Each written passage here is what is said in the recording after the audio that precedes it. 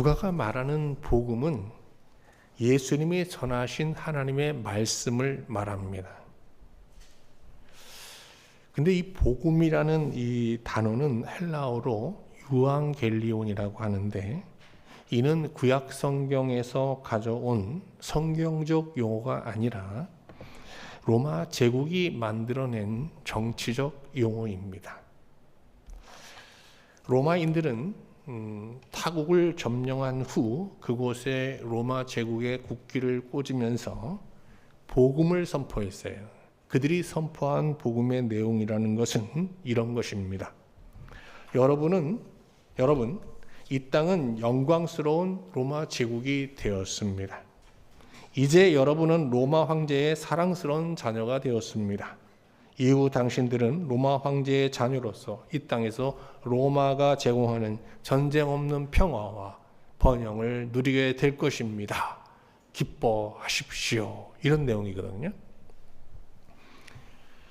복음서 기자들은 이 예수님이 전하는 말씀을 들으면서 이 복음이라는 단어를 가지고 와서 예수님이 전하시는 이 말씀이야말로 진정한 복음이다라는 의미로 예수님의 말씀을 복음이라 칭하였습니다.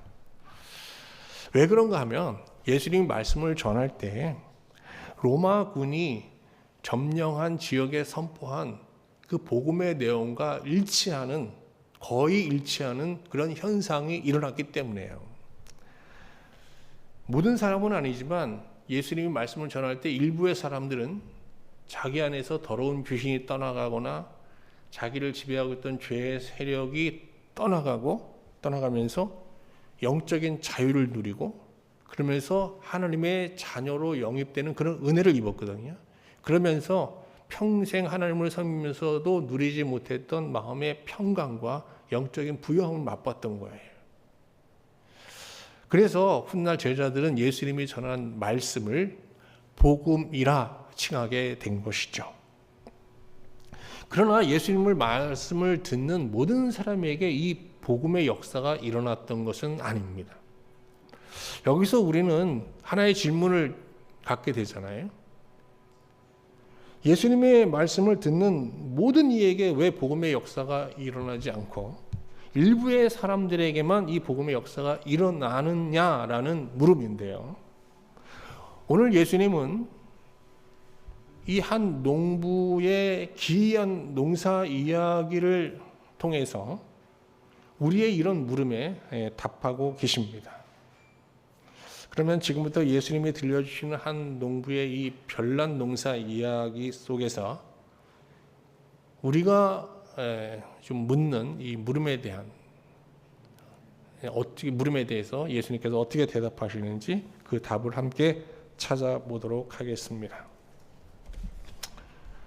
일반적으로 농부는 씨를 뿌리기 전에 밭을 경작하잖아요. 근데 이 예수님의 이 비유에 나오는 이 농부는 반대로 농사를 져요. 씨를 뿌려요, 일단. 그리고 이후에 경작합니다.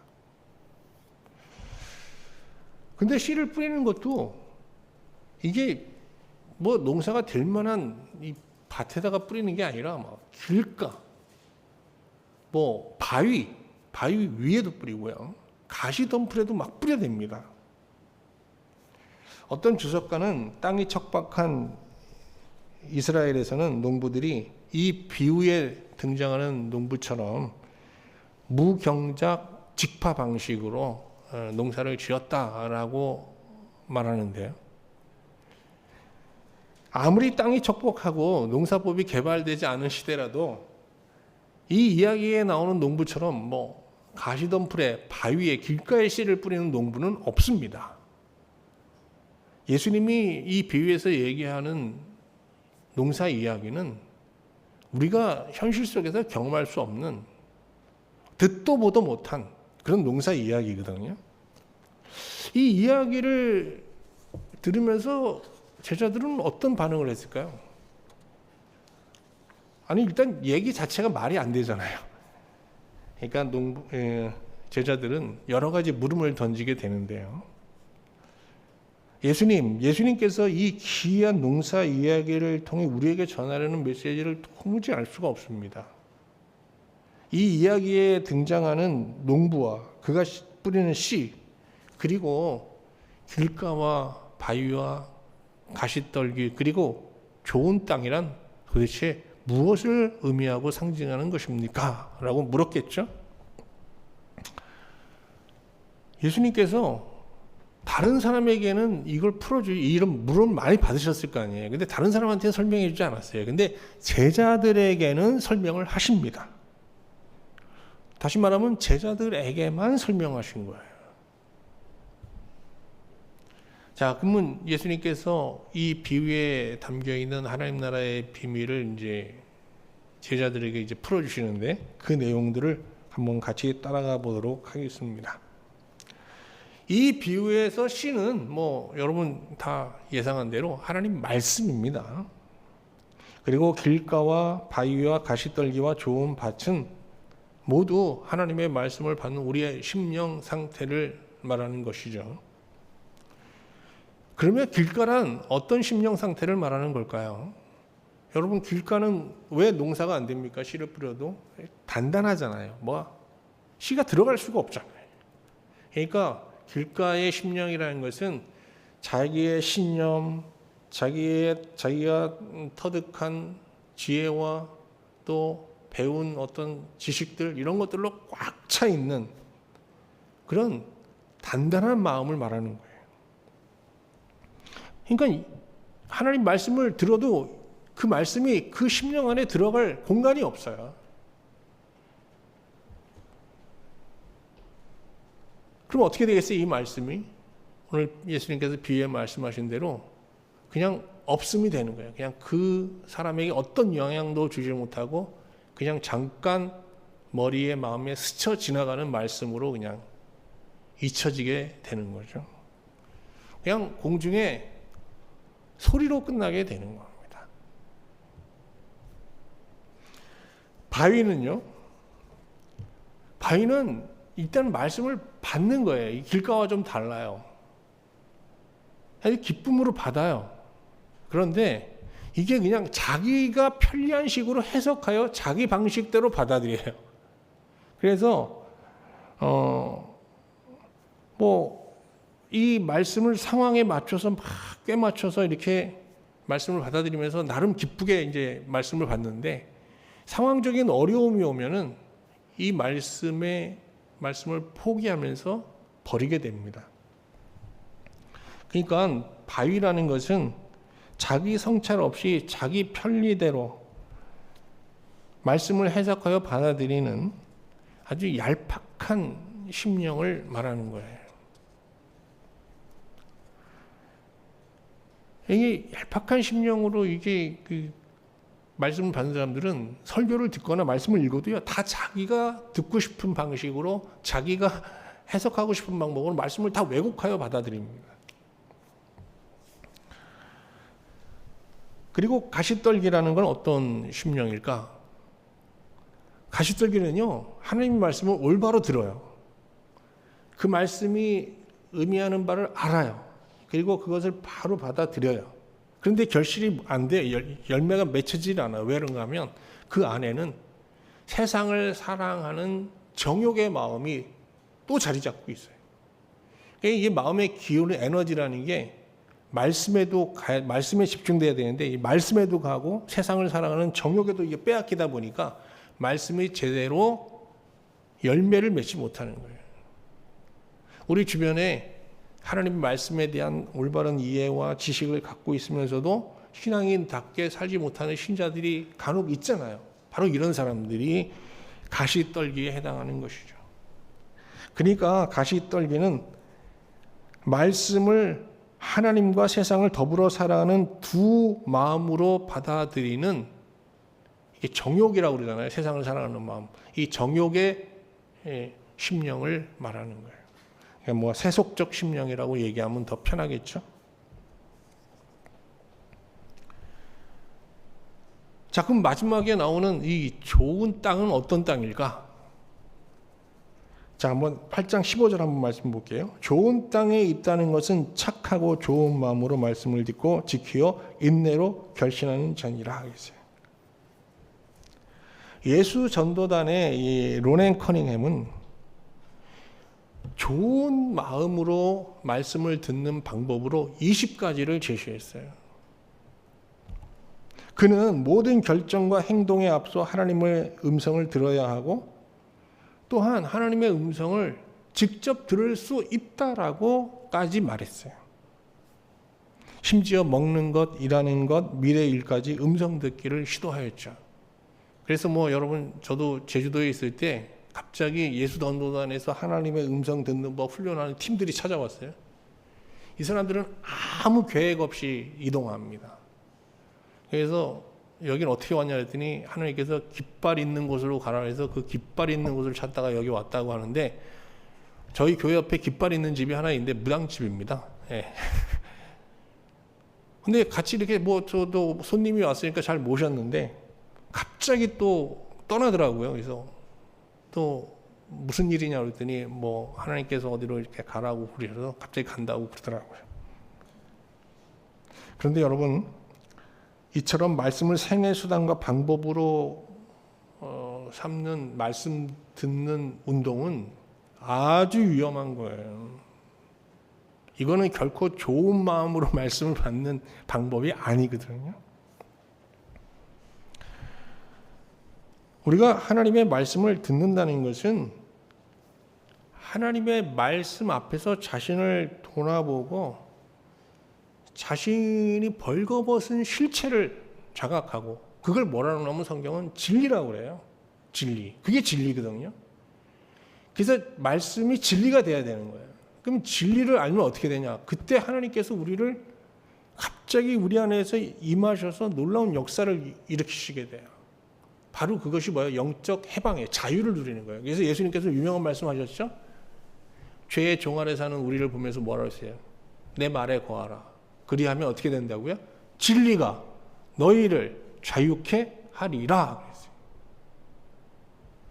그러니까 말씀이 뭐가 돼야 돼요? 우리 안에서 하나님 말씀 앞에서 벌거벗은 자가 돼 하나님과 하나님 앞에서 나를 정직하게 하는 거. 이게 진리잖아요. 진리가 돼야 돼요.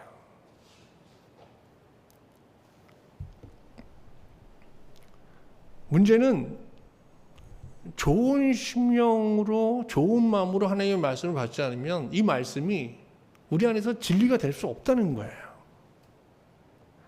그러면 이제부터 하나님께서 우리에게 기대하시는 정말 착하고 좋은 마음, 그 마음은 도대체 어떤 것인지 좀 더 깊이 생각해 보도록 하겠습니다. 오늘 비유의 내용을 이렇게 잘 보면은요, 우리가 예수님께서 기대하시는 착하고 좋은 마음이라는 것을 예상해 볼 수 있어요. 그건 어떤 건가 하면 일단은 우리가 이제 길과 같이 딱딱한 마음을 어떻게 해? 기경해야 되잖아요. 경작해서 어떻게 부드럽게 해야 되고 돌과 가시떨기 잡초들을 제거해야 되지 않겠어요? 그러니까 착하고 좋은 마음이라는 것은 본래적으로 우리가 가질 수 있는 마음이 아닌 거예요. 이건 기경이라는 작업을 통해서 우리가 얻을 수 있는 마음인 거거든요. 그래서 호세아 선지자는 호세아 10장 12절에서 이런 말을 했어요. 너희 묵은 땅을 기경하라. 기경하라. 기경이란 단어 아주 중요한 단어예요. 기경. 지금이 곧 여호와를 찾을 때니 마침내 여호와께서 오사 공의를 비처럼 너희에게 내리시리라. 하나님께서 은혜의 담비를 내려주시는 어떨 때? 우리의 마음이 기경될 때. 거기에 은혜의 담비가 막 부어진다는 거예요. 우리가 이제 전도하러 나가서 복음을 전하다 보면 저 사람 참 심령이 참 좋아요. 옥토 같은 사람이에요. 근데 우리가 옥토 같은 심령을 가진 사람을 만나서 대화를 해보면요, 이 사람들은 대체적으로 태어날 때부터 우리 원래 그렇게 착하고 좋은 마음을 갖고 태어난 사람들이 아니라 대체로 보면요, 극한 고난을 겪은 사람들이에요. 뭐 우리가 극한 고난을 받으면서 마음이 더 나빠지는 경우도 있지만 많은 경우 사람들은요 극한 고난 속에서 그 심령이 좋은 쪽으로 변하는 경우가 많죠.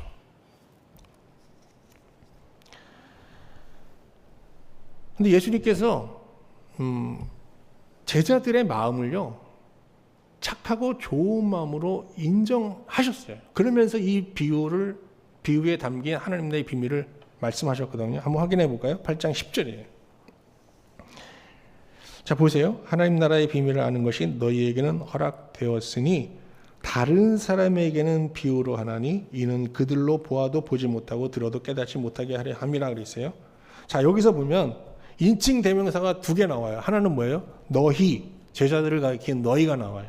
그 다음에 뒤에 뭐가 나오죠? 그 다음에 다른 사람이 나와요. 다른 사람. 그 사람들은 들어도 보아도 보지 못하고 들어도 깨닫지 못합니다. 자, 하나님 말씀이 뭐예요? 예수님 말씀이 뭐예요? 이게 하나님 나라를 다 보여주는 거예요. 그냥 하나님 나라가 그 안에 통째로 들어있는 거예요. 그런데 이 말씀을 제자들 외에 다른 사람들은 아무리 들어도 아무리 보여줘도 보지도 못하고 깨닫지도 못해요. 절대 누리지 못해요. 왜 그렇습니까? 심령의 차이 때문이에요. 심령. 그런데 여기 보면 너희가 보아도 보지 못하고 들어도 깨닫지 못한다는 이 표현은요. 예수님이 쓴 표현은 이사야가 사용했던 표현이에요. 이사야가 이제 선지자로 부름 받을 때 하나님께서 그에게 소명을 주셨잖아요. 근데 이 소명 기사에 보면 이런 말씀을 하세요. 하나님께서 이사야 6장 12절 말씀인데요. 6장 9절 말씀인데요. 여호와께서 이르시되 가서 이 백성에게 이르기를 너희가 듣기는 들어도 깨닫지 못할 것이요 보기는 보아도 알지 못하리라. 그러니까 이사야는 아무리 하나님 말씀을 전해도 백성들이 깨닫지도 보지도 누리지도 못할 말씀을 전하고 있었던 거예요. 그러니까 영적 암흑기에 선지자로 부름을 받은 거예요. 얼마나 암담했겠어요. 이에 이사야 선지자는 하나님께 묻습니다. 언제까지 이 백성이 보여줘도 보지 못하고 들려줘도 깨닫지 못하겠습니까? 그랬더니 하나님께서 이렇게 대답하십니다. 이사야 6장 12절입니다.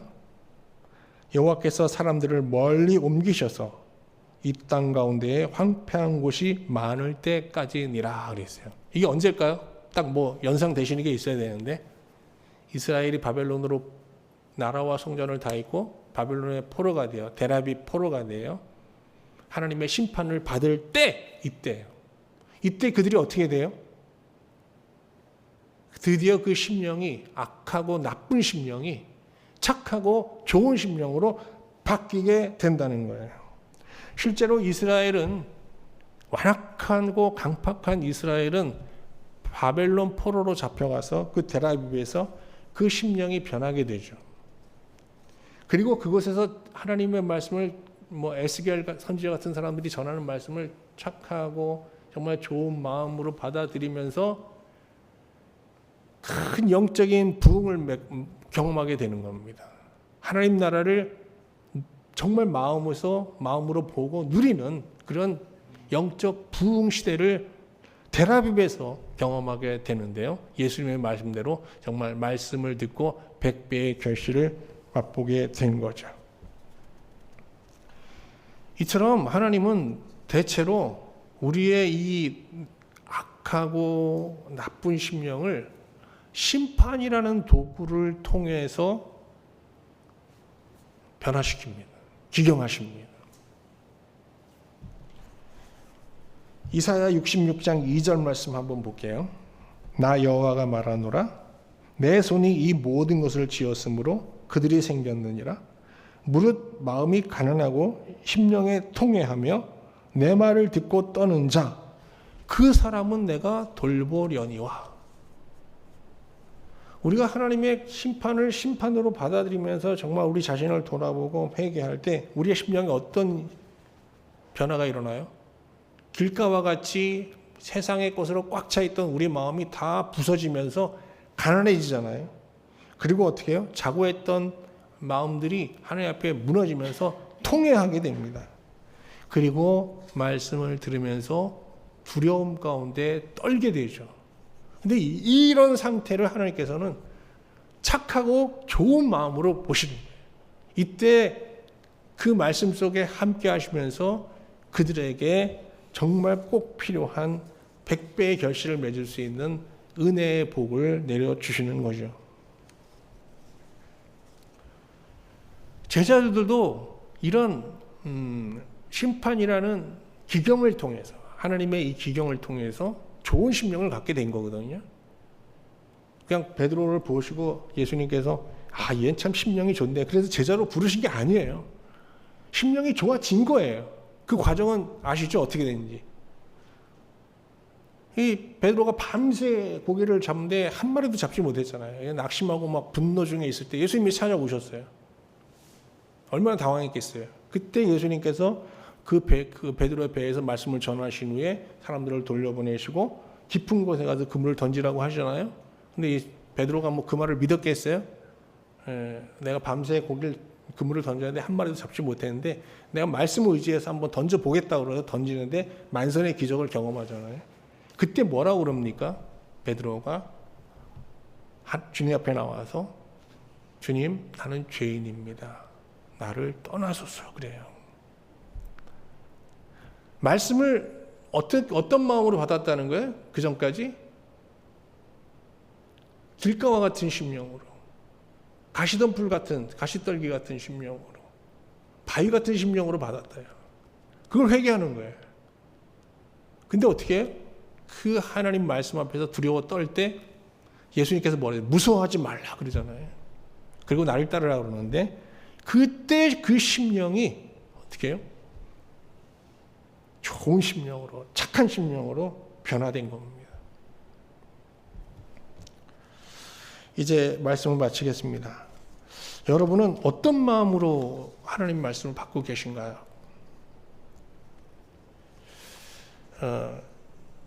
우리 히브리어로는 구약에서는 말씀을 다바르라고 하고 헬라어에서는 로고스라고 하잖아요.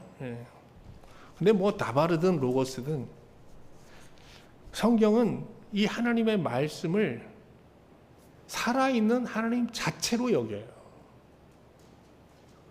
제가 오늘 이사야 말씀을 자꾸 인용하게 되는데 이사야 55장 21절에 보면요, 이사야가 하나님의 말씀을 이렇게 정의합니다.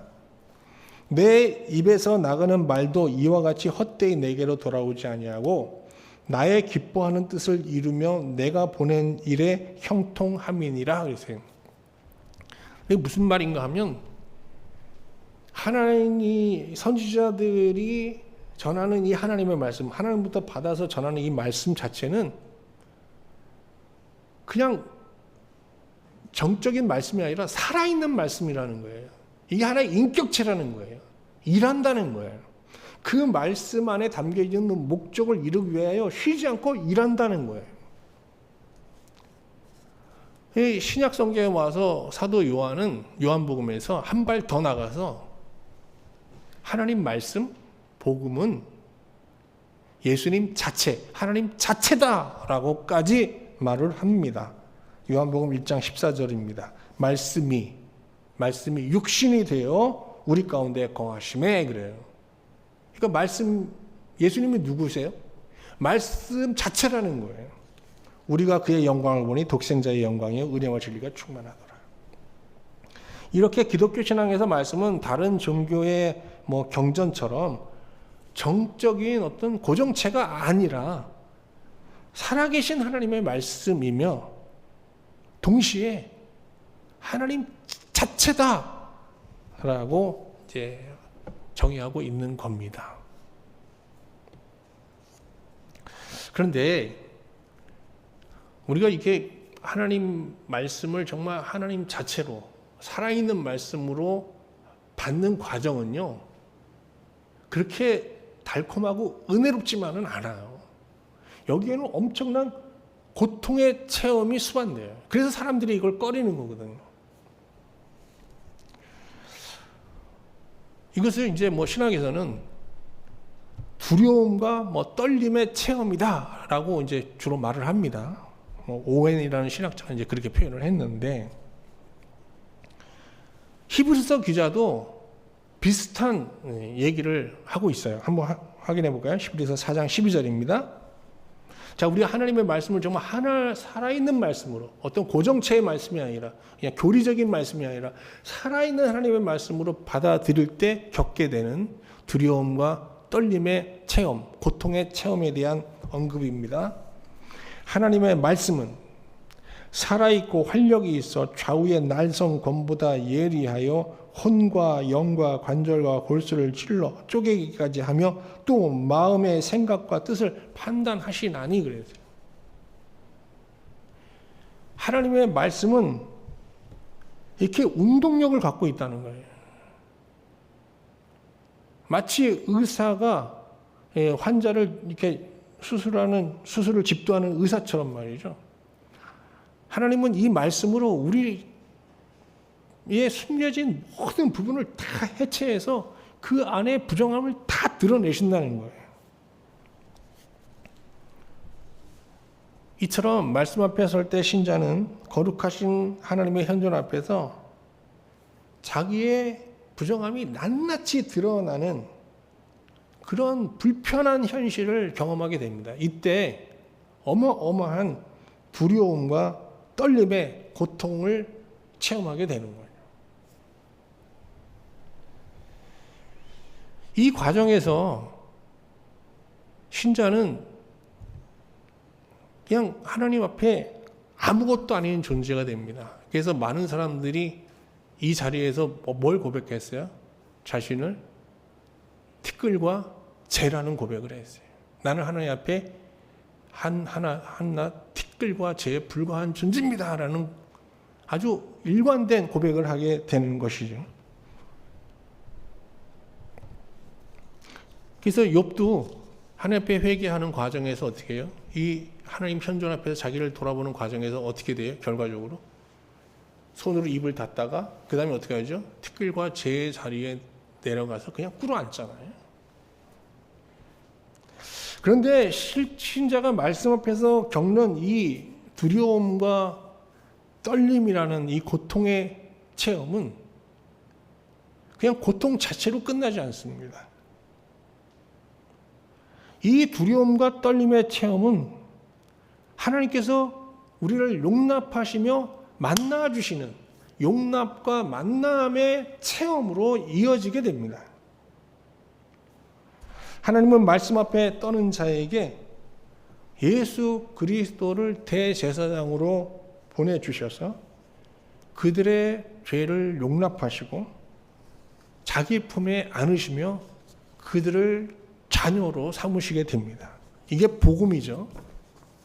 한번 확인해 볼까요? 히브리서 4장 14절 16절인데 중간에 좀 생략해서 제가 읽어드리겠습니다. 그러므로 우리에게 큰 대제사장이 계시니 승천하시니 곧 하나님의 아들 예수라. 그리고 중간으로 넘어가겠습니다. 그러므로 우리는 긍휼하심을 받고 때를 따라 돕는 은혜를 얻기 위해 은혜의 보좌 앞에 담대히 나아갈 것이니라. 하나님의 어미한 말씀은 우리로 하여금 심판이 자명한 자임을 각성시켜 두려운 떨림의 자리로 몰아갑니다. 그런데 우리는 그 두려움과 떨림의 자리에서 대제사장을 만나게 되는 거죠. 그 대제사장 예수 그리스도는 우리의 죄를 사하시며 우리를 위해 완전한 영원한 제사를 지르시고 우리를 정결케 하여 하나님의 품으로 인도하시게 됩니다. 저 주중에 그 농장에 이제 뭐 이렇게 파레트를 가지고 가는데 이 농장이 정말 산속에 있더라고요. 아주 참 큰 차 몰고 산속까지 들어가는데 들어갔는데 짐을 안 내려주고 소독소에 들어가야 된다는 거예요. 그래서 차를 소독소에 집어넣고 저도 소독소에 들어가서 소독 다 하고 근데 뭐 요새 길이 안 좋으니까 차가 좀 엉망이잖아요. 근데 이 대충 소독소를 해서 소독하는 게 아니라 이분이 아주 철저한 분이더라고요. 한참을 소독했어요. 그러니까 그러고 나서 문을 열어보니까 아주 세차를 하셨더라고요. 아주 차를 아주 깨끗하게 세차까지 하셨어요. 제가 참 철저하시네요. 그랬더니 그 농장 주가 하는 말이 제가 참 마음에 와닿았어요. 이 설교 오늘 본문에서 이게 생각날 정도로 마음에 와닿는데, 저 농장 안에 동물들을 지키기 위해서는 이 세상 것이 못 들어오게 해야 됩니다. 그러더라고요. 그래서 제가 세상 것이 된 거예요. 근데 그 얘기를 딱 듣는 순간에 우리가 하나님 앞에 나갈 때도 정말 우리를 철저히 소독하고 철저히 깨끗하게 하고 대충 하지 말고 그렇게 나가야 하나님을 만날 수 있고 우리가 하나님 앞에 용납될 수 있는 거 아닌가? 근데 하나님 말씀은 우리의 어떤 하나님을 만나게 하는 지성소이기 전에 우리를 완전하게 소독하는 소독소가 되어야 되는 거예요.